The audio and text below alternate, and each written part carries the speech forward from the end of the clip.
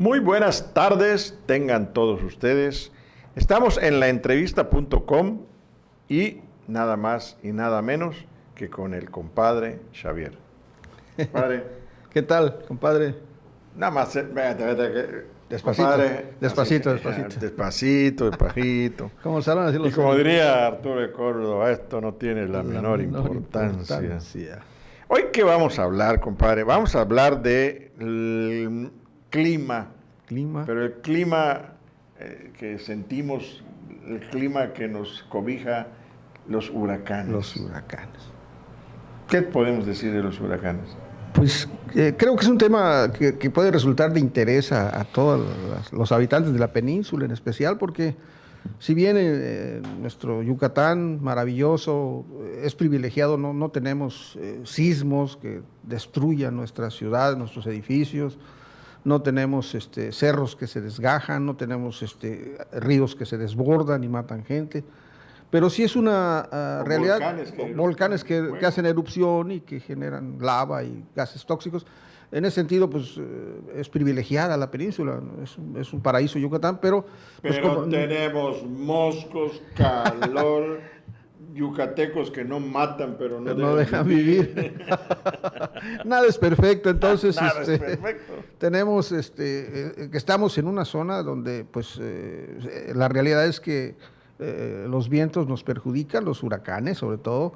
Es una zona estamos en trayectoria de huracanes y nos vale la pena platicar un poquito sobre ellos para orientar a la gente. Algunas personas nos han acercado, sobre todo gente que no es de aquí, de la península, que nunca han vivido un fenómeno de esta naturaleza, pues quieren información. A veces los medios publicitan mucha información, a veces dan datos técnicos que a veces la gente no comprende, entonces vamos a tratar de traducir eso, vamos a tratar de explicar un poquito para que tengan más información y se tomen mejores medidas de protección, ¿verdad? ¿Cómo se forman? Los huracanes se forman debido a las diferencias de temperatura. Recordemos que el planeta redondo es bañado por la luz solar, pero la temperatura es diferente en lo que es el Ecuador, es distinta a la temperatura de los polos, porque en el Ecuador los rayos solares llegan a 90 grados, es decir, en ángulo recto, perpendiculares, y en los polos ya tienen un ángulo tangencial, y entonces la energía solar provoca menos calor, por eso hay hielo en los polos, y eso genera temperaturas bajas. Entonces esas diferencias, ese diferencial de temperaturas de lo que es el Ecuador con respecto a los polos, genera corrientes de aire. Sabemos que el aire cuando se calienta se dilata, se expanden sus moléculas, se vuelve más ligero el aire, asciende, choca con otras corrientes de aire frío y se generan esos movimientos. Entonces, generalmente los huracanes que nos golpean a nosotros, en esta parte, en el hemisferio norte, se generan del Ecuador hacia arriba. Yo recuerdo una de las primeras clases de mi maestro cuando llevábamos obras marítimas y llevábamos hidráulica y vimos el tema de los huracanes, decía que los huracanes que se forman del Ecuador hacia el hemisferio norte giran en sentido opuesto a las manecillas del reloj, y los huracanes que se generan del Ecuador del planeta hacia el hemisferio sur giran en sentido de las manecillas del reloj.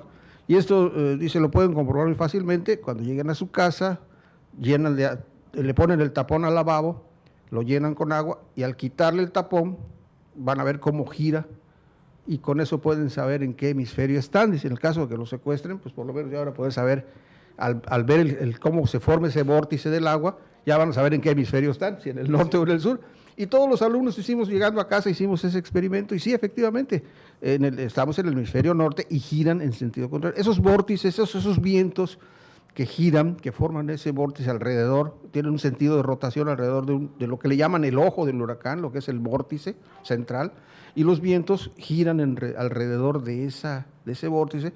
Son los vientos huracanados, son los vientos que se dan a altas velocidades, 200, 250 kilómetros por hora, y también esas masas de aire también tienen un movimiento de traslación, se trasladan, digamos, desde el Ecuador hasta el hemisferio norte o al sur, se trasladan a determinada velocidad. Por eso es importante el estudio que hacen los meteorólogos toda la información del clima que se recaba diariamente en todo el planeta y en México, en nuestro país, a lo largo y ancho del territorio, tenemos estaciones termopluviométricas que están registrando las distintas temperaturas a lo largo del día, que están registrando la cantidad de agua que se evapora, tienen anemómetros para medir las velocidades de los vientos, tienen termómetros y tienen también instrumentos para medir la presión. Por eso cuando oímos en las noticias que se forma una depresión tropical, es que baja la presión atmosférica y eso propicia el movimiento de estos fenómenos, como las tormentas y los huracanes, que también toda esta información que se recaba por las instituciones y los expertos en el clima, los meteorólogos, y los aviones, por ejemplo, los aviones cazahuracanes, que esos se meten al interior para hacer mediciones, o los globos que se envían a los globos meteorológicos para medir estas variables, y también con vía satélite también se utilizan imágenes y demás instrumentos para medir y para checar la formación de este tipo de fenómenos, y nos proporcionan la información para poder prevenirnos, ¿no? Así es. Bien, pues hay categorías. Hemos oído hablar de una palabrita que se llama Saffir-Simpson. Sí. ¿Cómo se mide la intensidad? Esa es una escala cualitativa que nos permite, el fenómeno de toda la información que se recaba, se hace una referencia a una escala cualitativa. Y ahí esa escala cualitativa nos indica el grado de destrucción que puede provocar el meteoro. Hay una escala anterior, ¿no? Que mide los vientos, y dice, desde que se forma una pequeña ventolina, y después ya viene siendo un ventarrón, y después ya viene siendo, cuando pasa de esa escala, o la escala de Beaufort, por ejemplo, que mide la altura de las olas, el oleaje, ¿no? Y clasifica los mares. La escala de Beaufort, por ejemplo, nos dice que el mar Caribe es uno de los mares más bravos que hay en el mundo, igual que el mar del norte, ¿no? Porque ahí se aplica la escala de Beaufort. Bueno, en materia de huracanes se utiliza la escala Saffir-Simpson, que nos indica el grado de destrucción que puede generar un fenómeno de esta naturaleza, y lo clasifican desde tormenta tropical, y empiezan los grados conforme va aumentando la velocidad de los vientos, ¿verdad? Se va incrementando la velocidad de los vientos de rotación, es como se le va poniendo números, dice categoría 1, categoría 2, hasta categoría 5, como por ejemplo veíamos la foto del barco cubano, la anterior foto que... Es un barco de casco de hierro. Es un barco cubano que sacó el huracán Gilberto en el 88, aquí en Chelem, porque ese fue un superhuracán con vientos hasta de 350 kilómetros por hora, y sacó ese barco a la playa, un barco de hierro. Recuerdo que se decía que el huracán Gilberto se formó de 2 huracanes. Sí, se van formando, sí, son varias corrientes que se van alimentando. Fue un superhuracán. Un huracán gigantesco con 60 kilómetros de diámetro de vórtice. Fue el 14 de septiembre de 1988. Sí. Ese fue el superhuracán llamado el huracán del siglo, porque los vientos alcanzaron ráfagas hasta de 350 kilómetros por hora. Se le decía el huracán del siglo. El huracán del siglo por la intensidad. Llegó hasta las tierras lejanas de Tamaulipas y de Nuevo León. Sí, es un hecho que la península es una realidad. Estamos en la trayectoria de los huracanes. Los huracanes generalmente, así en términos generales, el viento es muy variable, el viento no se mueve así, pero generalmente desarrolla una hipérbola, es hiperbólico la trayectoria de los huracanes, desde que se empiezan a formar en el Atlántico, se empiezan a formar en el Ecuador, nos llegan, es una trayectoria hiperbólica. Hay un lugar que se llama Cabo Verde, en África, a un costado de África, está en el Atlántico, y ahí es donde se forman la mayor parte de los huracanes que nos afectan. Así es. Entonces, estas trayectorias, como la que vemos acá, que se pueden ya pronosticar, como ya se tienen registros históricos de tormentas similares a lo largo de los años, los registros existen, entonces se alimentan modelos matemáticos y se hacen las simulaciones con ecuaciones matemáticas, y se puede lograr hacer una proyección de la trayectoria probable. No quiere decir que esa trayectoria sea exactamente la que va a seguir el huracán, pero ya nos da una aproximación y eso es muy valioso. Y esa que estamos viendo ahí es precisamente la que es de Gilberto, que le llega directamente a la parte de Nuevo León y entra por Monterrey, ahí donde volvió a tomar cauce el río Santa Catarina, que se había considerado como un río seco, y volvió a causar destrozos en todos los que se habían asentado en el lecho del río. Sí, este huracán, Gilberto, tuvo una característica, si bien los huracanes cuando tocan tierra pierden energía, pero pasó muy al norte de la península, pasó por Mérida el vórtice, y ahorita vamos a platicar el fenómeno del vórtice, y llega y toma mayor energía porque se alimenta de las aguas cálidas del Golfo de México, y llega franco a Monterrey. Y en esos lugares que son desérticos o semidesérticos, pues tú puedes ver el lecho de un río seco durante 20 o 30 años y no te imaginas que cuando llega el huracán... La naturaleza recobra su lugar. Sí, la naturaleza reclama lo propio y dice, este es un río, aunque haya estado seco durante 50 años, y por allá escurre el agua, y cuando las precipitaciones son muy altas, pues genera destrucción, porque allá en Monterrey en el río Santa Catarina ya habían comercios, había locales, había vivienda, había muchas cosas, y desgraciadamente en nuestro país pues le pega más fuerte a la gente pobre, porque la gente pobre se asienta en los terrenos que son menos caros, y esos terrenos son más vulnerables a estos fenómenos, y por eso es que los huracanes pues dañan mucho a la gente pobre, ¿no? Como pasó con el huracán Manuel. Pasó en Guerrero. Pasó con Isidoro, cuando aquí hasta le hicieron su cancioncita, Isidoro, decía, Isidoro, más o menos español así, híbrido con maya, decía, Isidoro, viento malo, a los ricos les quitó, a los pobres nos rechingó. Su canción, y es una realidad, ¿no? Ya hablamos de cómo se forman las categorías, ahora los daños. ¿Qué es lo que más afecta? Las estructuras ligeras, por ejemplo, las techumbres de lámina, son las primeras que vuelan. Las superficies que presentan una resistencia frontal al viento, los anuncios, esos espectaculares, pues esos no están diseñados para resistir vientos de tan intensa fuerza, y los destruye los anuncios, destruye los ventanales, los cristales, las líneas eléctricas, destruye postes, destruye torres de energía eléctrica, árboles de avenidas, destruye, es decir, eso es lo que básicamente destruye en nuestro medio, destruye un huracán. Así vimos en los huracanes que han pasado, desde el Gilberto, el Roxana, todos los que el Isidoro, Ópalo, y destruyen porque el problema de inundaciones, sí inunda calles en las ciudades, sí inunda el campo, las cosechas, pero sí daña las cosechas, pero como la plataforma de la península es calcárea, es muy permeable, tiene una capacidad de infiltración. Por ejemplo, las carreteras, nuestras carreteras no tienen sistema de drenaje pluvial, como están las otras carreteras del resto del país.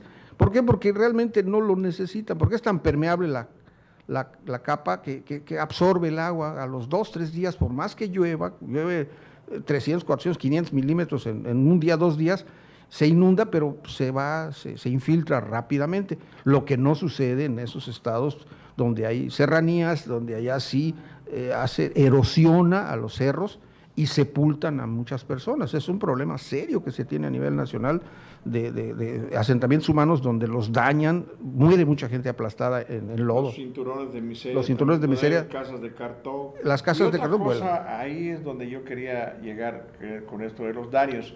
Las casas mayas, las de guano, las de paja, o sea, lo que conocemos como el de embarro y todo, no los afecta ese tipo de fenómenos. Los mayas, una sencilla razón, son redondas. Los mayas eran una cultura muy avanzada y se demuestra en sus viviendas. Esa planta oval que diseñaron los mayas, es la que opone menos resistencia, y el ángulo que tiene el techo de paja, cuando eran de paja, ese ángulo permite que se disipe la energía del viento y no le cause tanto daño. La vivienda maya es un ejemplo a nivel mundial de un desarrollo arquitectónico excepcional, sobre todo tomando en cuenta estos fenómenos naturales. Es decir, yo he visto construcciones recientes, incluso hay una que hicieron acá donde está la chimenea, la colonia maya, por allá a la entrada de la colonia maya, donde está la chimenea, hicieron un hotel por allá, un cine, Y desde que vi que lo estaban construyendo, dije, bueno, esto no están tomando en cuenta que estamos en trayectoria de huracanes. Hubo un ventarrón hace un par de meses y se llevó todas las fachadas, son fachadas de cartón, y eso en un huracán lo va a destruir totalmente. O sea, ya hay una falta de previsión del proyectista de hacer construcciones adecuadas a la realidad, y nuestra realidad es que estamos en trayectoria de huracanes y que las temporadas de huracanes están perfectamente identificadas, y que tenemos que, los técnicos, bueno, los ingenieros, los arquitectos, debemos tomar en cuenta las características del sitio para diseñar las construcciones apropiadas. No utilizar techumbres para techar un estadio, porque eso lo va a destruir, porque es lo primero que vuela. Entonces hay que diseñar de acuerdo y las obras marítimas también se diseñan de acuerdo a las características Por ejemplo, del clima. El auditorio Cuculcán, ahí es redondo. Disipan muy bien la energía. Así es. Viento a Juárez, ¿no? Ha funcionado bien con los huracanes, sí. No lo destruye. Bien, ahora pasamos a la parte social para cerrar este programa. Los albergues, el plan de N3 y la reconstrucción. Se ha desarrollado afortunadamente en Yucatán una cultura de protección civil. Hemos aprendido a lo largo del tiempo lo que nos sucede, y es mejor prevenir que lamentar. Entonces sí se ha desarrollado una cultura de prevención. Antes la gente no quería salir de la costa. Ahora ya la gente ya sabe que tiene que salir de la costa, y la autoridad sabe que tiene que guardar sus documentos. La autoridad sabe que tiene que facilitar y tiene que evacuar y tiene que resguardar y cuidar lo que la gente está dejando para que no haya pillaje. Entonces ya se ha desarrollado una cultura de protección civil y funciona afortunadamente. A Dios gracias, estos huracanes tan terribles que hemos vivido no han cobrado vidas humanas, como ha pasado en otros estados, gracias a esa protección, a esa prevención que tienen las autoridades. Ya se diseñan los albergues, por ejemplo, las escuelas, que en su momento se criticaba que el CAP se hacía fortalezas, el comité que hacía escuelas de concreto, pero esas escuelas son magníficos lugares como albergues que se tienen identificados. Y la población que es desalojada, porque en la costa pues sí sube la marejada, sí se inunda la costa, ¿no? Por ejemplo, Celestún pues se llena de agua según el mar y la ciénega, y prácticamente Celestún queda inundado. Bueno, Río Lagartos, en fin, toda la costa de Yucatán, pues hay que sacar a la gente. Los albergues, la gente cómo debe de salir, los vehículos que les mandan para que salgan, el ejército en Así su plan es. de N3. El plan de, ya después de la contingencia, bueno, cuando ya se da la emergencia que destruye, bueno, entra el plan de N3, y ahí hay que reconocer que nuestro ejército es un ejército de paz, es un ejército para ayudar a la gente en situaciones de desgracia. Hay que hacer realmente un reconocimiento a ese plan de N3, que me parece que es magnífico, pero eso ya es una fase posterior, es cuando ya pasó la contingencia, ya viene la fase de atención, de urgencia, y después viene pues lo que los constructores, cada vez que viene en el gremio de los ingenieros constructores, cada vez que viene la temporada de huracanes, prenden su veladora para que lleguen los huracanes, aunque parezca, porque resulta... Ya llevamos muchos años, el 2002 es el último Isidoro que nos afectó, y siempre nos han dicho, este año, van 5, van 4. No han funcionado las veladoras que prenden mis colegas. No han funcionado. Pero funciona porque hay que reconstruir, y eso genera mucha actividad en la industria de la construcción. Por eso le llaman meteoro, porque sí meten mucho dinero, los huracanes, mucho oro, meteoros. Pues ya para terminar este programa, compadre, por el tiempo que nos tienen destinado, vamos a hablar acerca de algo que es importante, la cuestión legal en cuanto a los seguros contra huracanes. Pues yo creo, mi opinión muy personal es que las aseguradoras son reticentes, no quieren asegurar los vehículos, por ejemplo, las casas, no quieren asegurarlas, quizá porque no lo vean como buen negocio en el caso de huracanes, pero creo que ahí es donde debe intervenir el Congreso, el Ejecutivo también, para una ley que obligue a las aseguradoras a brindar ese servicio, porque es una realidad. Nosotros no tenemos problemas de incendios forestales, en las ciudades no tenemos esa amenaza como viven los habitantes en Australia, ¿no? Que se queman las ciudades. No, aquí no tenemos incendios, no tenemos sismos, no nos destruyen los sismos, pero sí tenemos huracanes, es una realidad, y sí debería intervenir el Congreso, legislar para que podamos los ciudadanos contar con un seguro para asegurar nuestras propiedades, nuestros bienes, para el caso de los huracanes, que son una realidad. Eso es innegable. Pueden pasar muchos años, 20 o 30 o 50 años y no pasa nada, pero puede ser que en unos días venga un huracán y nos golpee. Eso es, en cuestiones de clima dicen los expertos, y sobre todo hoy que está cambiando el clima, el cambio climático es una realidad, el calentamiento global es una realidad, eso genera mayores diferenciales de temperaturas, genera más corrientes de aire y genera tormentas cada vez más violentas. Entonces, en materia de clima, la constante es que el clima es variable. Bien, pues muchas gracias, compadre. Este programa pues es un poquito más allá de lo que nosotros normalmente comentamos. Es más bien inductivo, educativo, de capacitación, de muchas cosas, pero lo principal es que usted esté consciente de que no podemos jugar con la naturaleza, no podemos hacer desafíos hacia algo que nadie puede dominar. Esa es la realidad. Muchas gracias, compadre. Al contrario, muchas gracias. Hasta el próximo jueves, que traigamos algo que a usted seguramente le va a interesar. Muchas gracias y nos vemos el próximo jueves. Muy buen día.